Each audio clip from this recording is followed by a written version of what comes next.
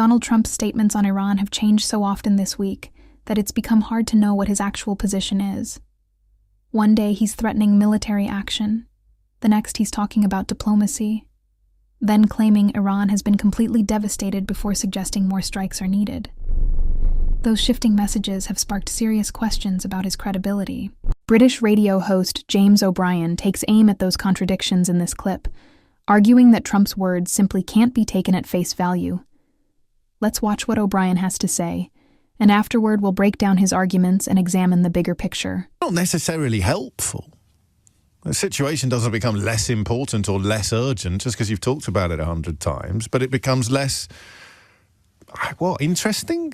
Talkable? What word would you use? I don't know. And then, of course, you've got the added dimension of Trump just making a mockery of observable reality. So normally you could at least report upon the facts, but if the President of the United States of America treats facts like dogs treat lampposts, then you can't even do that, really, because as we've observed a million times on this programme, you have to report what he says. You have to report what somebody occupying the office of the President of the United States of America says. And we are still not in a place where most people are comfortable adding to the report of what he said. By the way, he's almost always lying.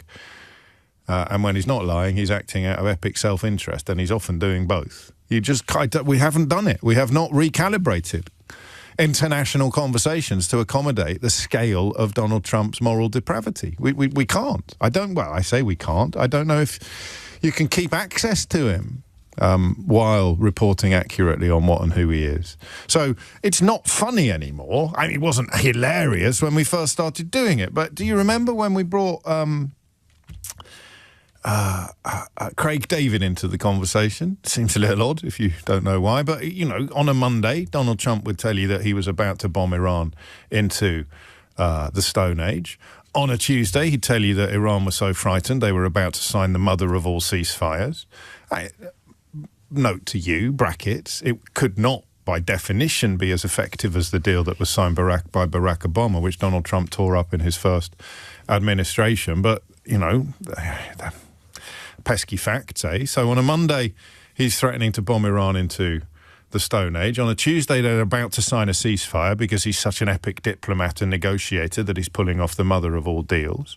On a Wednesday, they launch an attack anyway and completely obliterate the Iranian military. So the Iranian military by Wednesday has been completely destroyed. We don't need to worry about it anymore. On Thursday, the threat that's posed by the completely obliterated Iranian military is so acute that he's gone back to threatening to bomb them into oblivion. And then on a Friday, he's telling us again that Iran is about to sign a ceasefire and it will be the best deal ever and it's the best thing you've ever seen. They went for a drink on Saturday and chilled on Sunday.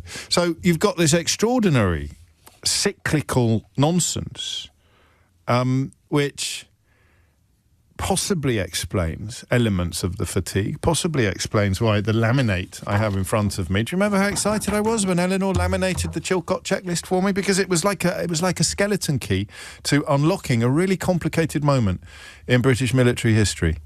It was a really complicated, and you can tell how complicated it was because an awful lot of clever people didn't get it. They didn't understand it, either because of footballification or political blinkers that they'd put on, or because of their lack of access to objective analysis, or perhaps because of the effectiveness of propaganda. Spoiler alert, propaganda does not only work on stupid people.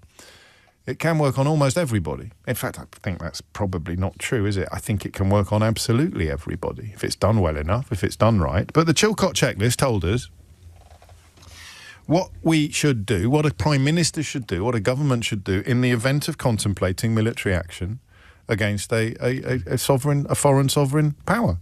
And it didn't fit Donald Trump's request to help him bomb Iran unprovoked, to allow US planes to take off from UK air bases to launch unprovoked attacks upon Iran. And unprovoked is a technical term, militarily unprovoked. The Iranian regime is, of course, hideous.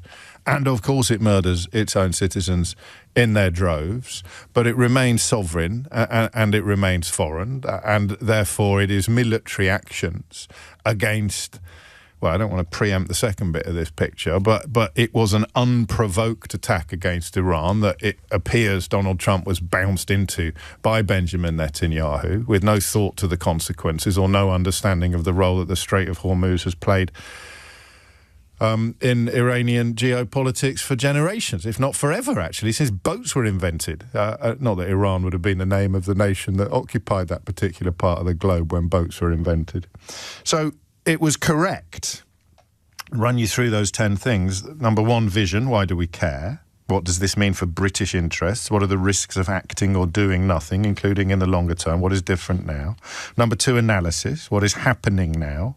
What are you learning about events on the ground? Have assumptions been exposed to analytical tools or external challenge? Number three, scenarios. What might happen next? Look at options, scenarios, consequences, ask what could flow from these, and then what should we do? Design your options collaboratively, built them on challenge. Have you presented ministers with clear information on risks, opportunities and costs? Then you've got the legal implications. Now, this is not a straitjacket. How do we ensure action is lawful? Spoiler alert, sometimes they don't, but they should, always. What is the wider legal context? I mean, you're talking about a war in Iran that was essentially spawned by a man, Benjamin Netanyahu, who can't visit most countries in the world without being arrested on suspicion of war crimes. So you can either say, well, that proves that the law doesn't matter, or you can say that proves why it's so important to make sure that any actions undertaken militarily by our government are lawful. You look at the policy implications, you look at international legal basis, then you look at policy and strategy. You ask yourself, what does success look like? Then you do resource, what do we need to deliver? Planning and doing, how should we do it? Policy performance, how will you monitor performance? And evaluation, is the policy working? So when Donald Trump invited Keir Starmer to wash his hands in the blood of Iranian schoolgirls, Keir Starmer said no. The Chilcot checklist did not deliver a rationale or a justification for allowing US bombers to bomb Iran unprovoked. Whether you agree with James O'Brien or not, his central argument is clear. Public leaders should be held accountable when their statements repeatedly conflict with each other. His criticism centers on consistency and credibility, especially when the subject is as serious as international conflict. But that's my take. I'd love to hear yours. Do you think O'Brien makes a convincing case, or do you see things differently? Share your thoughts in the comments below. If you enjoyed this breakdown, don't forget to like the video, subscribe to the channel, and turn on notifications so you don't miss future political analysis. Thanks for watching, and I'll see you in the next one.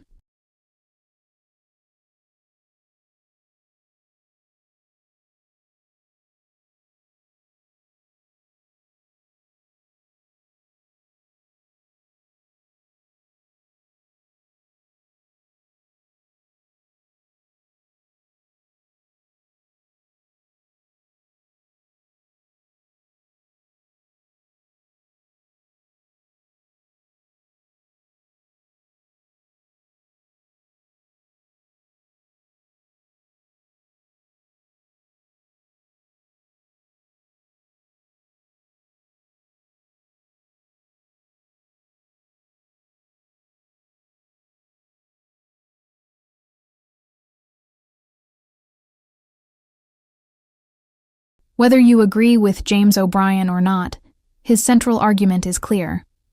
Public leaders should be held accountable when their statements repeatedly conflict with each other. His criticism centers on consistency and credibility, especially when the subject is as serious as international conflict. But that's my take. I'd love to hear yours. Do you think O'Brien makes a convincing case, or do you see things differently? Share your thoughts in the comments below. If you enjoyed this breakdown, don't forget to like the video, subscribe to the channel, and turn on notifications so you don't miss future political analysis. Thanks for watching, and I'll see you in the next one.